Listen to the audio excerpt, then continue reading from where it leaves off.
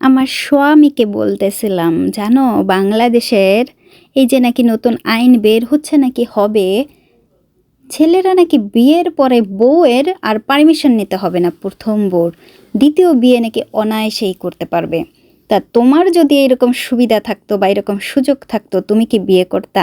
সে একটা একগাল হাসি দেওয়া বলল না, করতো না।